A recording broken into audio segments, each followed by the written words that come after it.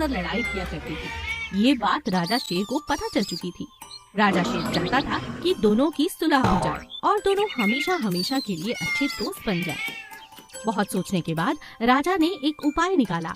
सुनो चूहे, खरगोश और बिल्ली, देखो मैं जानता हूँ कि तुम तीनों बहुत ही अजीब किस्म के जानवर हो।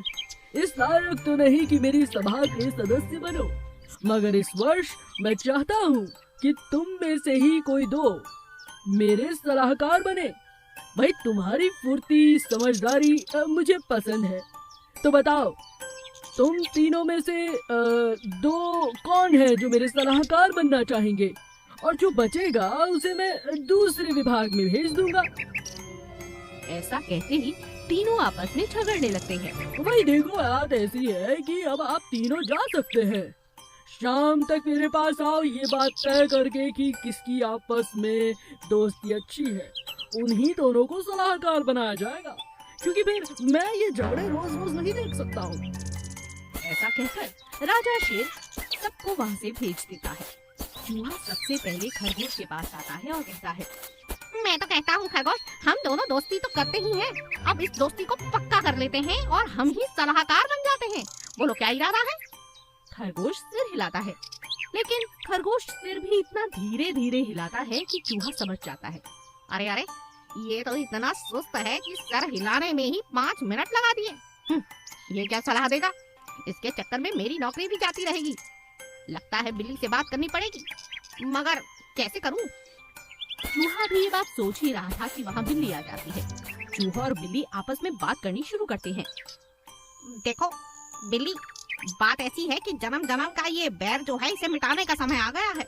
समझदारी से काम लो, मुझसे दोस्ती कर लो और फिर हम दोनों सभा में चले जाएंगे। अरे हम क्या, हमारी पुश्तें भी खाएंगी मजे से बैठकर। बोलो क्या कहती हो? बिल्कुल सही कह रहे हैं, आज से हमारी दोस्ती पक्की। चूहा और बिल्ली अपने सारे गुस्से को थूक देते हैं। राजा शेर के पास जाते हैं तो राजा शेर बहुत खुश हो जाता है और उन दोनों को अपना सलाहकार नियुक्त कर देता है। बचा खरगोश, तो खरगोश को संगीत विभाग दिया जाता है, जहाँ पर बैठकर वो बड़े मजे से सुस्त होकर, मस्त होकर संगीत सुनता है। एक दिन आदत से मजबूर जंगल के राजा शेर ने अपने सलाहकार ज्योतिषी यानी के हाथी को बुलाया।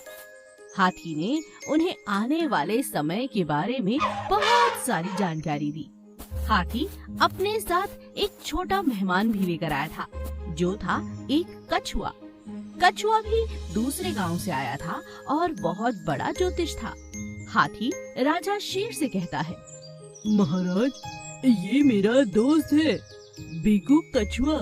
बीकू भी बहुत अच्छी विद्या ग्रहण कर चुका है, कई देश घूम चुका है महाराज। आप चाहें तो इसे भी अपना हाथ दिखा सकते हैं।